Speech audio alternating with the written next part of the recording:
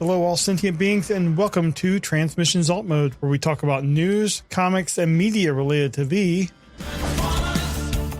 On this episode of Transmissions Alt Mode, we have more news from Hasbro's Fan First Friday, pictures of some more movie vehicles, and a review of Transformers Escape number 4 from IDW Publishing. Today is Friday, August 20th, 2021, and this is episode 247 of Transmissions Alt Mode.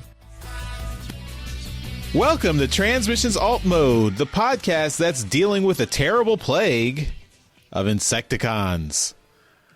I'm your host, Charles, aka Big C, and I'm joined by the excellent Transmissions team. Jeremy, aka Yakko. Hey, how's it going? The amazing and awesome producer and editor, Mike. I tried to get some bug spray for the Insecticons, but my Home Depot doesn't sell it anymore. And Daryl, the Cybertronian beast. Hey, how's it going? Let's talk Transformers.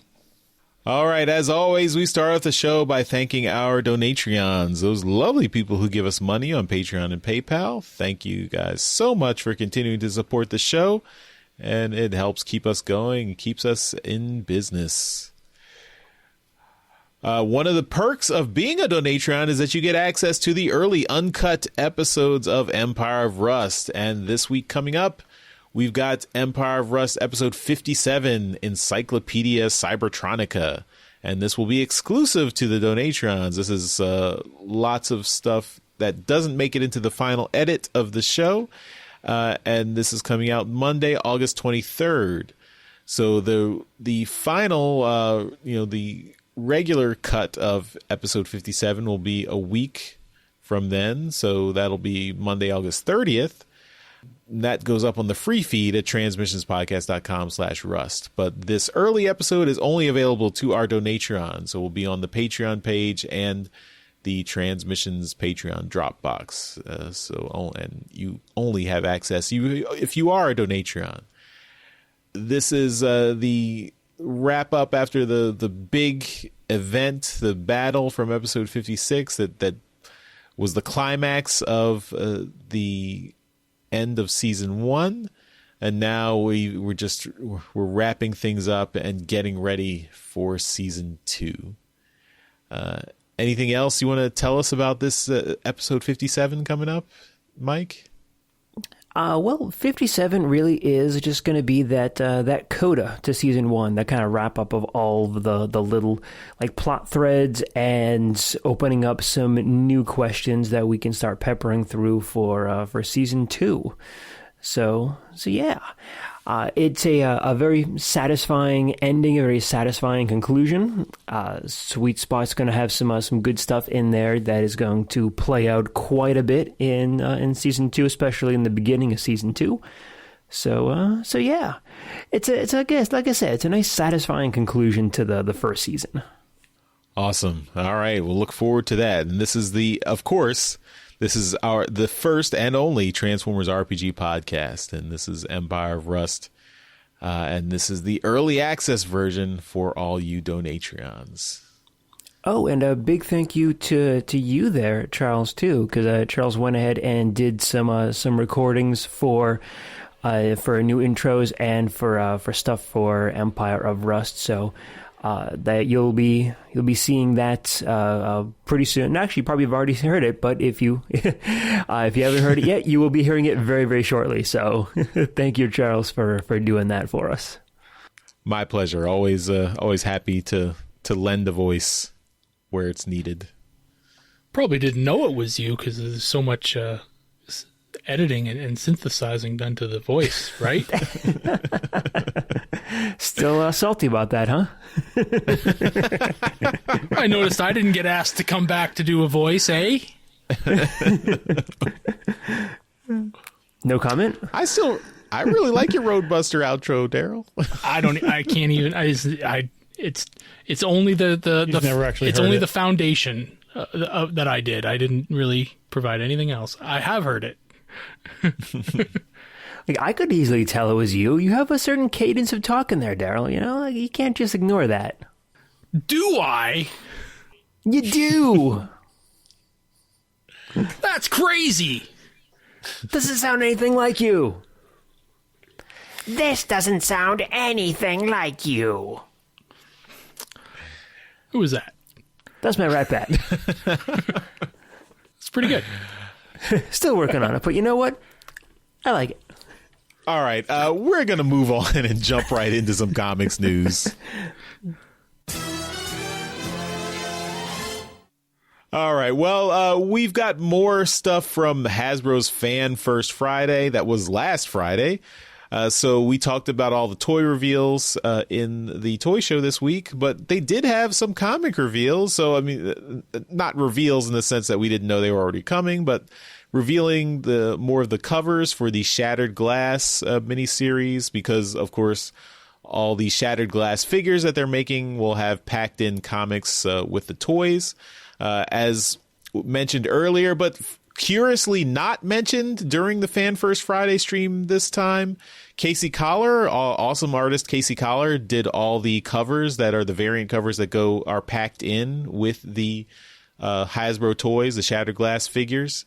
I don't know why they didn't mention Casey in the stream itself. It was definitely. I think Daryl, you were the one who really noticed that, and it was very odd because they did mention all the other artists. Yeah, I was taken aback by that. They really highlighted his covers. They really, went to town on saying, how great they look and how awesome they are, but they never mentioned him by name. But they went on to mention everybody else who's done covers for the book. And I thought, Casey's done a lot of work on this. You should at least give him, some props here. So, yeah. We'll mention him because Casey's awesome.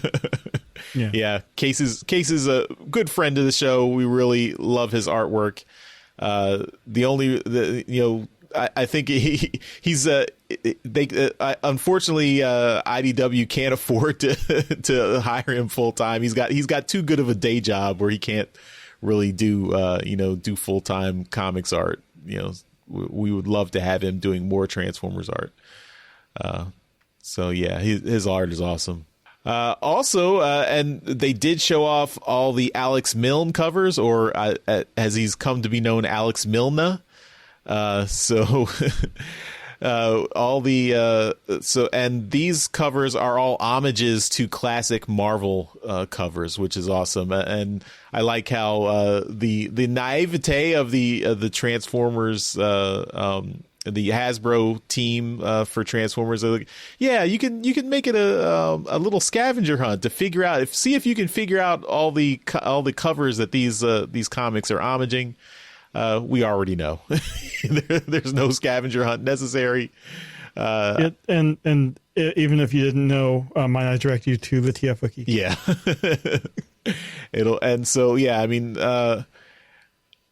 We've got the Blur issue is homaging Transformers Generation 2 issue 1. That's the Optimus Prime cover with the bullets in his face. We've got the Starscream cover. That's homaging Marvel Transformers number 25, which was Megatron being surrounded by the Predacons. This one is the heroic Decepticon Starscream being surrounded by evil Autobots on all sides. We've got the Megatron cover. This is homaging the classic Marvel Transformers. I believe I can't remember the number, but I do remember that was the one where Optimus Prime surrendered. Make it a little scavenger hunt, Charles, and figure out where the books they're homaging.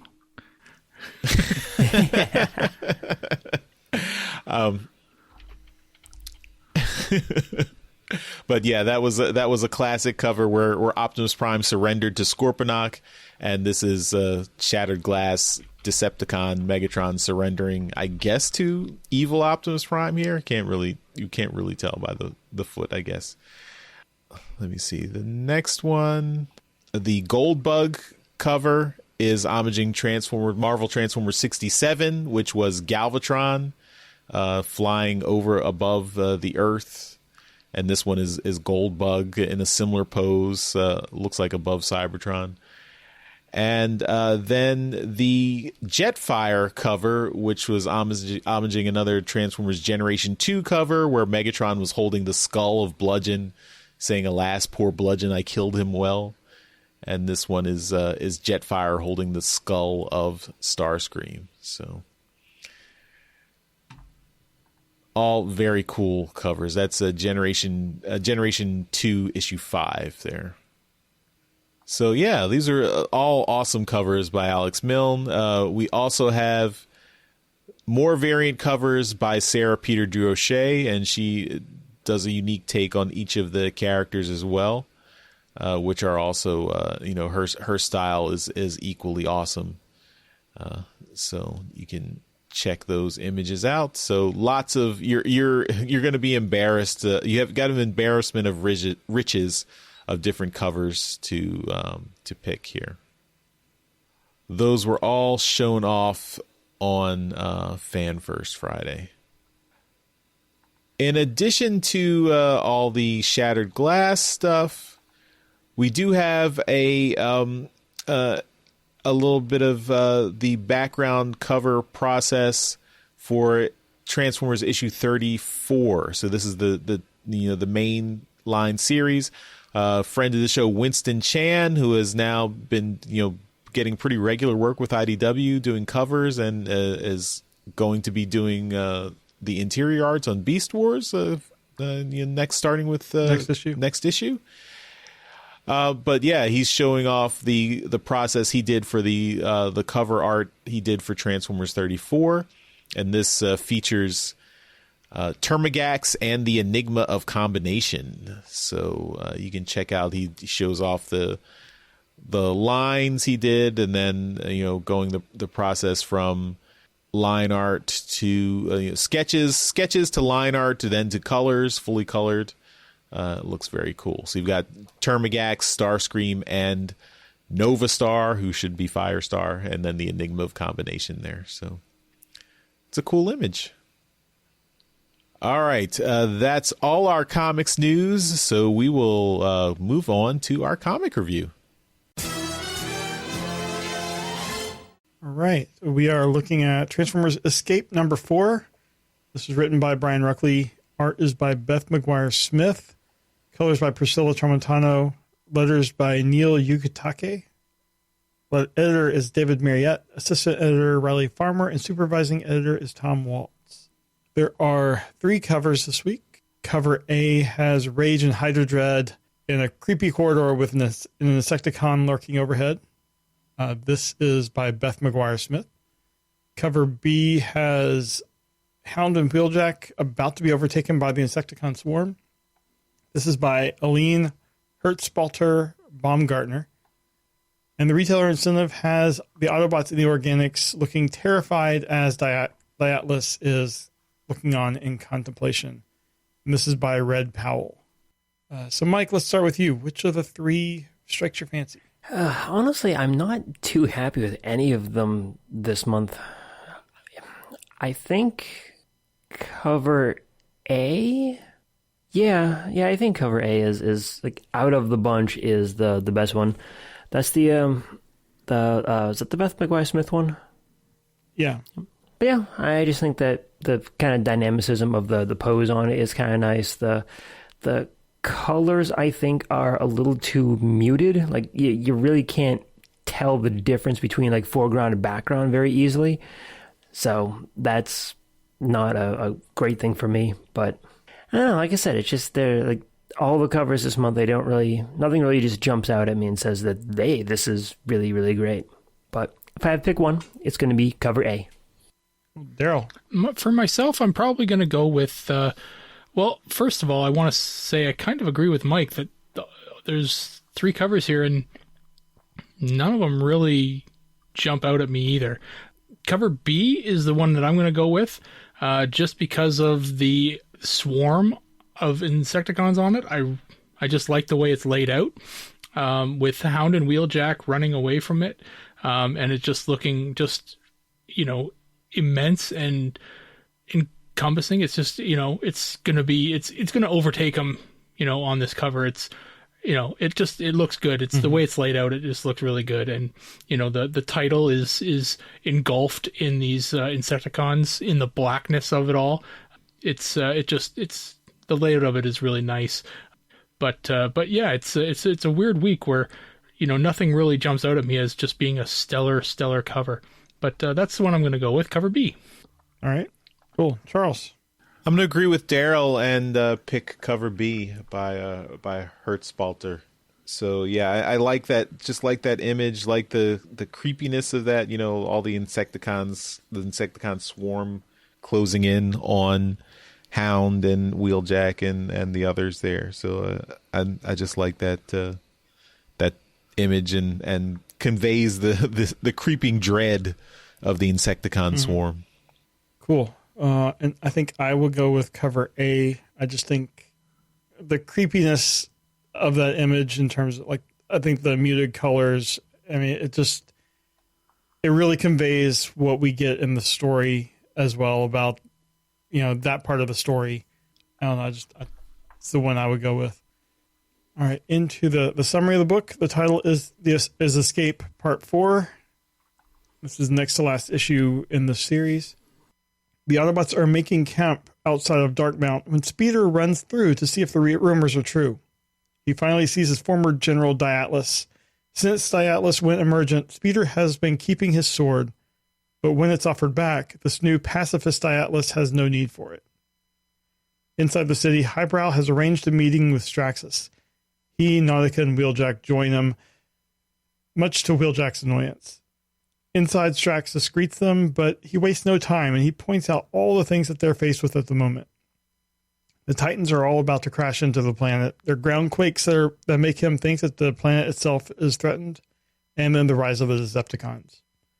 Straxus has 3 of the 4 Ark-class ships restored and ready to go, but the 4th one needs a lot of repair. The star drive exploded during installation. Wheeljack looks down and asks why they're already loading up the working Arks, and Straxus says that while he will do everything he can for the refugees, his priority is the citizens of Dartmount. Rage and Hydrodread have been tracking the Insecticons to an emergent Titan in the Cybertronian mountains. Hydrodread is excited to test his new weapon, but Rage reminds him that they're here to use it on the Insecticons inside. Inside the refugee camp, Hound tells Gears about some of the Aovian flora and fauna that they've managed to save, but also notes that most of the Aovians were actually born on Cybertron and never even knew their homeworld. As he's being shown this, Gears knows that Hoist is helping install a temporary leg on Leviathan, and he goes to try to help with the welding, as Hound sends nearby Cromar to go and patrol the perimeter of the camp. Inside the Titan, Rage is following their tracker down a shaft, but they're not alone. Soon, an Insecticon jumps him. Rage is nearly the next meal for this Insecticon before he can get free, and Hydrodread drenches the Insecticon in acid. Hydrodread's pleased that his weapon works and that they can take Kickback off of their list until they look down the corridor and see that it is full of Insecticon clones. Back at the camp, Nautica and Wheeljack brief Hound on their meeting with Straxus. Wheeljack doesn't think that Straxus can be trusted, but as Hound notes that the loading of the Arks give another reason for the Organics not to trust Cybertronians. And suddenly, everyone is looking up as they see the Titan emissary entering the atmosphere before crashing into the Cybertronian mountains, near where Hydrodread and Rage are escaping the Insecticon swarm. Emissary's crash destroys the tunnel behind the two, blocking the Insecticons, but Hydrodread's leg is trapped in the rubble. There's no time to spare, so Rage uses his acid weapon to melt Hydrodread's leg off and pull him free. As they make their way to the entrance, they see the swarm of Insecticons flying away. They note that it's going to be a bad cycle for someone, but not them.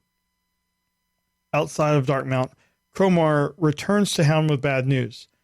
The Insecticon clones are heading their way. Hound makes a final plea to Diatlas. He might believe that Cybertronians have a life after this one, but the Organics, the ones that sent the call that he answered, what if they don't? Also, this is a sparkless swarm. If this was not why he was brought back, what is? Diatlas spends a second to think, and then he calls for Speeder and asks for a sword. With his sword held high, he readies the Autobots for battle. To be continued. This was a very wordy issue. It was nothing really happened. This is the night before the battle, and it's just the final moving of the chess pieces. I like a lot of the ideas that were presented here, but the one little bit of action with the Insecticons, it was just not a very exciting book. It wasn't a very quick read, but I will say the art was pretty good in my opinion. I just wish that it was more action with a cliffhanger or something going into the final issue, because this was just a very dry overall. So, Daryl, I know what your opinion is going to be much like that. So let's just go to you. What were your thoughts? Why don't you say my opinion? No, I'm just saying, I think you're going to agree with me on this, that this issue was very dry. Just as a fun little thought experiment, why don't you say my spot here? Why don't you take my turn? I think you're going to say you hated the book. Okay. I don't know whether I've ever said I hated something. That's a very strong word. This was a very wordy book. A lot of talking, not a lot of stuff happened. Only very too much talky, not enough fighting. Yeah, no. And the art was kind of rough. Nobody got punched in the face. Art was a little bit rough. Lines arts are not quite as clean as what I'm used to, what I like. Is that accurate, Daryl? All right. You guys, you know me pretty well. Okay, we've been doing this for 8 years, Daryl. Yeah, you know me pretty well. You're right. This is not a book that I'm generally drawn to. This was a book that was just text. Nothing happened in this issue.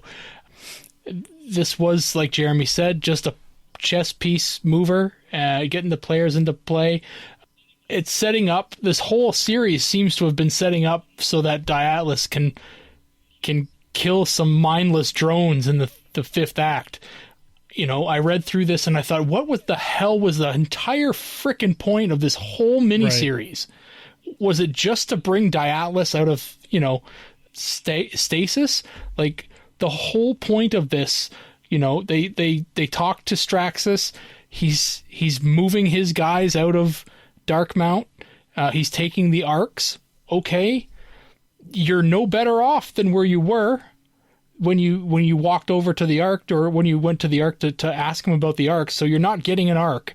There's a busted one that's going to take forever to fix. Okay. Maybe they know something he doesn't, Straxus. Maybe the Autobots know something Straxus doesn't, that they can fix it quicker. We don't know that yet. But, like, I fail to understand the point of this miniseries. Maybe the fifth book, the final book in this miniseries, will tell us what's going on. We ought to wait.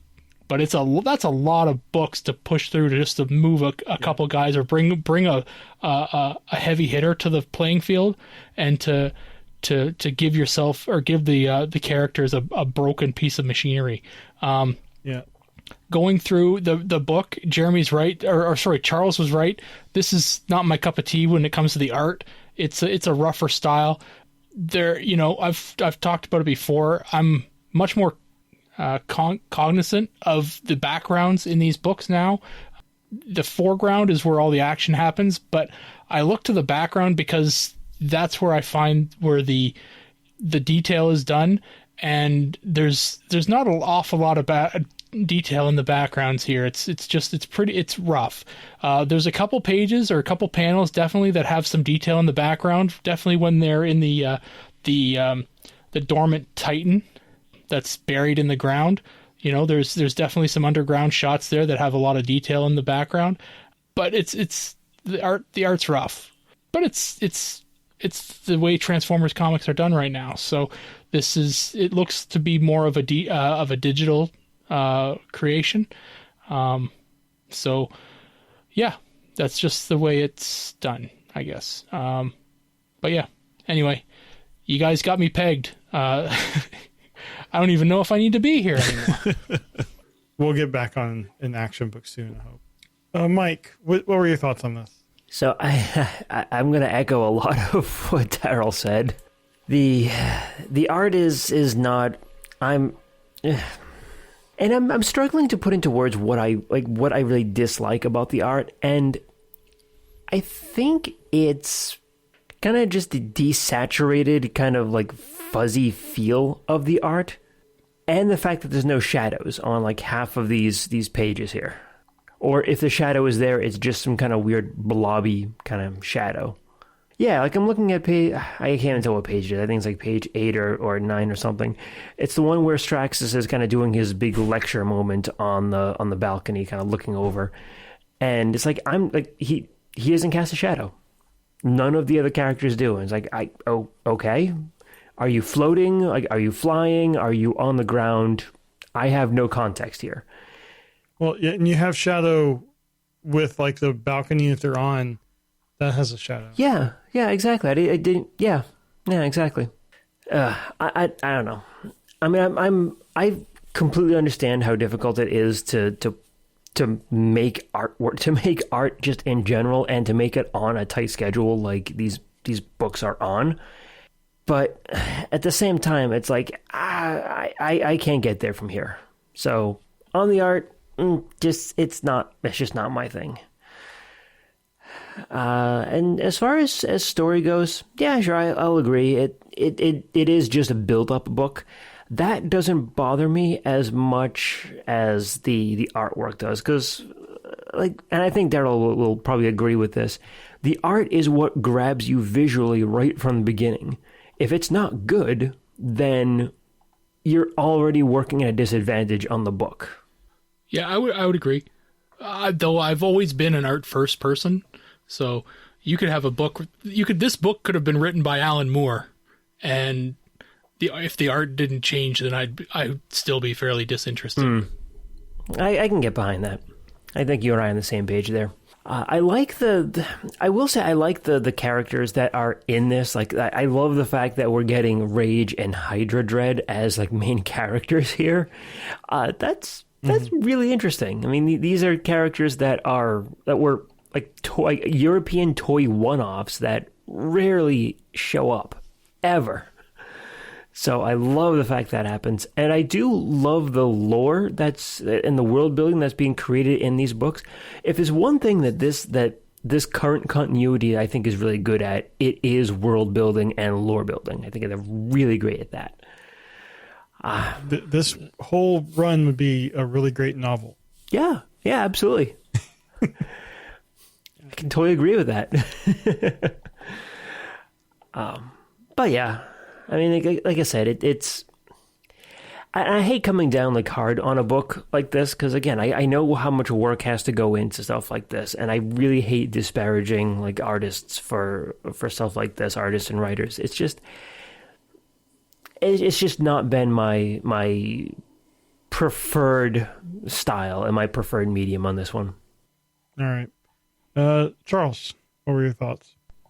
I'm going to acknowledge all the criticisms you guys threw out there. I think they're all pretty valid. I do like Beth McGuire Smith's style. I do think her style is rougher than other artists who are on Transformers, but I do think it works as a, dynamic, like if there was action to be given in this book, I think her style conveys the action pretty well. Just unfortunately, this particular story didn't have a lot of action going on. Yeah, I mean, it is this whole miniseries. I think the point of the miniseries was to show kind of, I guess, the cost of the start of the war on, all the other people on Cybertron, using these Aovians and their protectors as the focal point, and then also, I guess, make the Insecticons more of a larger threat, because the Insecticon clones were introduced in this miniseries. Like, we had the three original Insecticons at the beginning, and they have now discovered Shockwave's cloning technology and are using it to replicate themselves. So, I mean, I don't know how that figures into the larger story, but I guess we're going to get the big battle in the next issue between the people trying to protect these Aovians and the Insecticon swarm. Which, yeah, I guess we'll have to judge in the next issue whether all this was worth it. But for this issue, it is. Yeah, it's a little bit frustrating to have this kind of build up and not have anything happen right here. I did like Rage and Hydrojed, their little mini adventure. I thought that was the high point of the book. I also find it interesting that we have we have the Decepticon Rage, but then we also have the Autobot, or I guess not Autobot, but neutral Road Rage, who is Nautica's protector. She didn't have any speaking parts in this issue, but it's just funny to have. We've got Road Rage on one side and Rage on the other. Makes it harder to keep track of the characters here. Surely you know another Charles somewhere in the world. I'm not a Transformer, though. Transformers should have better naming devices. Yeah. Rage 2.36579. I did like the Diatlas having this this dilemma where Hound has to convince him to take up his arms again. I like that progression of his character, because the last 3 issues he's been talking about how his time being, I guess, immersant had turned him into a pacifist. But yeah, Hound putting it plain, like, this is death coming, and do you stand for life, or are you going to let death take it away? And that made it that crystallized his conviction. So I thought that was a nice little moment at the end of the book. Yeah. But yeah, I mean, all these little good elements, it doesn't come together and totally in this issue. So that's unfortunate. I feel like Escape was kind of sold to us as a faster pace. I mean, the name implies they are rushing to escape, like rushing to get to the arcs. Mm-hmm. And they have just been slowly going to the arcs. And it just, I was picturing more of like a Mad Max Fury Road type, they are having all of these struggles as they're racing to get to the arc. I think that would have just been a lot more fun series, just nonstop action. Instead, it's more just setting up the greater story. Yeah. All right. Well, that is Transformers Escape number 4. I'm guessing we'll probably do 5 next week and just wrap up the series. I don't know. It's Charles this week. He can pick. I guess I got to do it now. No, that can be edited out. All right. Well, let's move on to media news. All right, in media news this week, we're going to jump back into the Hasbro Fan First Friday event that was on Friday, August 13th. And we are going to talk about some media stuff that they did. So, we touched on it last week, but the 86 movie is back in theaters in September for 2 days only, the 26th and the 28th. So, if you're in the U.S., because it's in the U.S. only, you will have an opportunity to go see that. Just go to what is it, Fandom Events or Fathom like Events. Fathom. I don't know. It doesn't concern me, so it's not something that I've been looking up. Fathom Events, yeah. So the tickets are on sale now. As of Fan First Friday, the tickets are now on sale, so you can buy them right now for those showings. Cool. Anybody interested in going to see it? I would love to. I'm not available. I'm busy. I might take the kids, see if they're interested. I went to see it the last time it was in theaters. I don't think we're going to go again, but it's good to know it's there. Maybe we will. I don't know yet. Cool.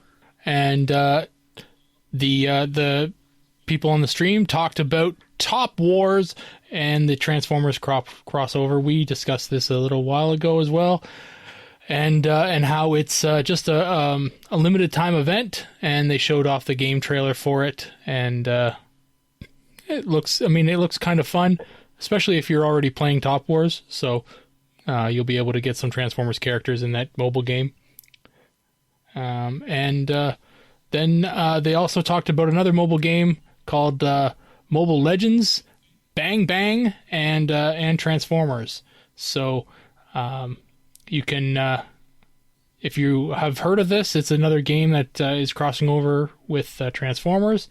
So they showed off a trailer for that as well, and it's something that we hadn't seen before. So that was kind of fun to watch. I'm not familiar with Mobile Legends Bang Bang, but it looked kind of fun. It's like a fighting game, and it's got the evergreen designs of the G1 characters. So yeah, it looks kind of fun. So take a look. This game is classified as a MOBA, which is, I believe, it's multiplayer online battle arena, and A mobile online battle arena. oh, okay. The rare Charles correction. You get a gold star, Mike. Sweet. So yeah, you take on all the I guess different characters, and I guess you can take on these Transformers characters now. They showed Optimus, Megatron, and Bumblebee, and then they teased another character, which is probably another Decepticon that will be available. You just saw glowing red eyes, so I imagine it'll probably be Starscream or someone else. So right on. And the last thing I've got for us here before I throw to Mike is there's a 3D projection or promotional projection in China, and if you see the video, you'll probably recognize this building because it's been used a bunch to show off some really amazing 3-dimensional artwork and imaging and advertising. It's really quite cool, but they did a Transformers War for Cybertron promotional 3D projection in it, where they've got Optimus Primal, Beast Wars Megatron, G1 Optimus Prime, and I believe that's it. Yeah, so you can take a look at the video. It's only 32 seconds long, but it does show the building, the 3D projection. It's insane as far as the level of advertising, like video screen advertising. Like, I've seen this building, the same building. They've done it as a aquarium with a shark in it. And they've done it with other stuff that looks like it's like spilling out, like water spilling out onto the street and stuff. The stuff that they're able to do with the screen on the side of this building is just incredible. And yeah, this is really quite neat to see. It's like that scene from Back to the Future 2 where the shark comes out. It's like we're there now. Yeah, exactly. And they said in the story here, they said that this ad is going to be running on the building until August 20th. So if you're in Shenzhou, China, take a look. But yeah, that's it. That's all I got. Mike, why don't you take over for me and tell everyone what you got? I certainly can do that. Well, we got some video game news updates. So this is an update for a Transformers game that has been like putzing around in development for for a number of years now. It is from developer Certain Affinity, and it is their Transformers third shooter game. So it's a third person shooter. It used to be called Transformers Impact, then changed its name to Transformers Online. Now it is tentatively titled Transformers Rise. So this is a little bit iffy. I mean, we've been hearing about this game for a number of years now, since 2016, 2017 or so, and it's just been kind of just around. But maybe with the new movie coming out, maybe this is going to kind of spur them to go ahead and actually put this game out. Certain Affinity, and I actually had to look this up because I had never heard of this studio before. They are most famous as being co-developers for other games and other franchises. So they've done a lot of work with the Halo series, with Call of Duty, and with World of Tanks. But they haven't built anything like any brand new property in their own right. They work with other studios to help modernize and do improvements and like map packs and stuff like that for existing games. Like they really don't have any credit for a game that they've built themselves. So this will be interesting to see if, one, it actually comes out, and two, just how good it is going to be. Because although they have experience working with shooters in the genre. Again, the idea that they haven't really put anything of their own out is a little concerning. So hopefully we hear more as this is further develops. But yeah, so pretty much it's continuing to kind of churn through the whole process. So hopefully we hear something about it soon. Let's see here in movie news. We have a possible first look at some more Rise of the Beast vehicles. Down in Peru in filming, 2 trucks showed up on the set. One is an orange looking kind of beat up truck, and the other is a truck that people are calling it Scourge, but it looks, at least to me, it looks more like that Megatron we had from Dark of the Moon, that truck Megatron we had. What do you guys think? Is this supposed to be a Scourge or a Megatron? Does anyone have any thoughts? I don't know. I'm not going to speculate because, I mean, Megatron, the last time we saw Megatron was in The Last Night, and he was completely different there. He was a jet. A Cybertronian jet. Yeah, and that was after the no explanation when in Age of Extinction where he had been Galvatron with no spark, but then he showed up in Last Night back to Megatron and apparently alive again. So I don't know. Yeah. This could be anything. It all comes down to Transformium, Charles. Transformium, Charles. Come on. Oh. But yeah, this really does remind me a lot of that truck Megatron. So, and this is if I think the understanding is Rise of the Beast takes place in the 90s before, or I mean, I guess it's not even clear if they're in the same universe as the 07 Transformers live action movie. So this could be before Megatron got that form in Dark of the Moon. So maybe this is Scourge. Well, in the 90s, Megatron is stuck in a block of ice. Soft reboot, guys. Come on. Soft reboot. Who knows? Those 2 words can justify anything in the movie industry. But with these movies, you don't even really need to worry about being consistent. Yeah. Continuity, what is that? Yeah. Sad, but yeah. Yeah, I mean, honestly, Jeremy, if you just treat everything as a standalone movie, you know what? You're going to be much happier with your time there. All right. And last thing in other movie news, Paramount is looking for some animators for the upcoming Transformers animated movie.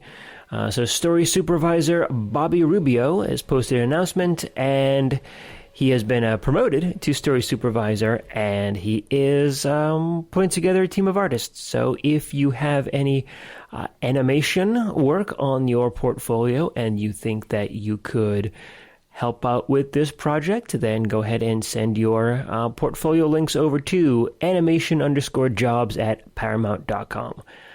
So if any of our listeners are in that industry. So, yeah. New story editor, and looks like they're ramping up for production. So, cool. I'm really looking forward to this. I hope there's some stuff comes up on it. I mean, I get that they're just ramping up production, but I hope they have some promotional artwork or some concept stuff that they've put together for pre-production that we can see. So, hopefully. And that is it for movie news. That is it for media news. All right, and we will move on and finish up the show with convention news. All right, just one thing here this week for TFCon Baltimore coming up in October. They have announced that Greg Berger is going to be joining everyone there, and Greg is an awesome guest at TFCon. Great stories, great meet and greets. So be sure to check him out if you're going to Baltimore. That's all we got for convention news.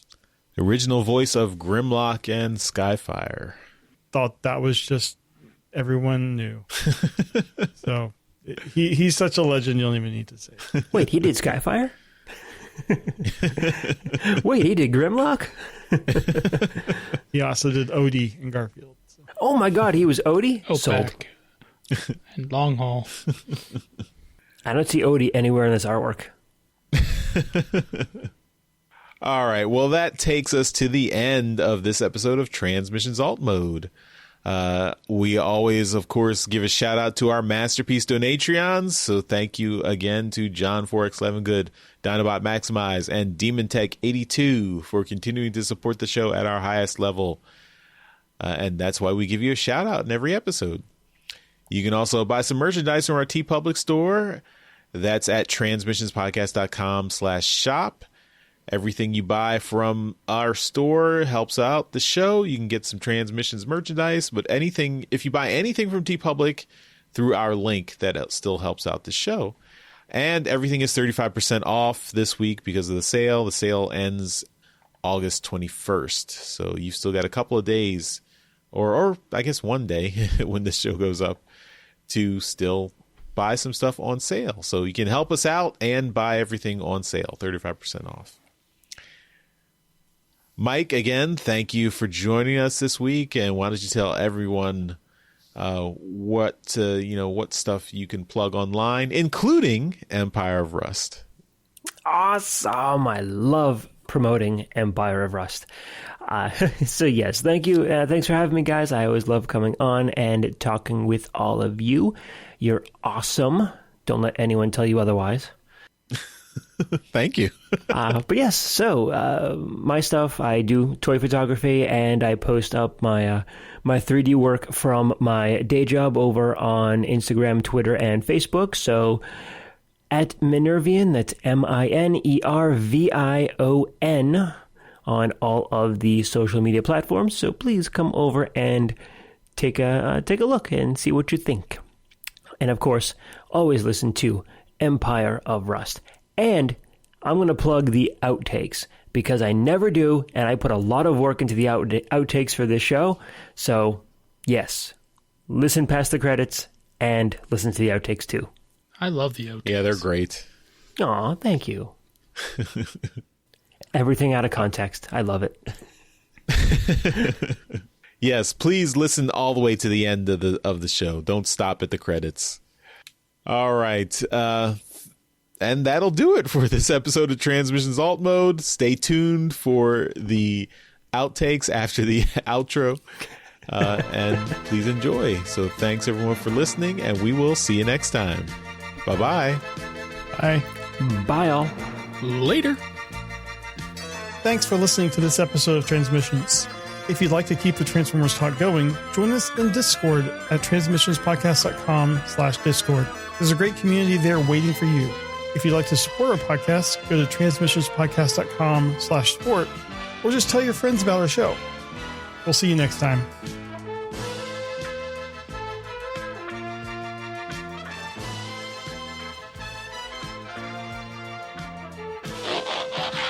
I guess so, Charles. High energy, Mike. That was parody. Bad comedy. Yeah, I don't know why you want to take it. You think you'd do it better than me? Is that it?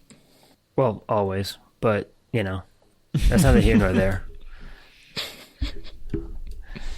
I just appreciate being honest with people, Gotcha. Mike's the Zoolander of Transformers voices. I don't know what that is. I'm confused. All your voices are the same, but you call them something different. It's Blue Steel. It's Magnum. They're all the same face.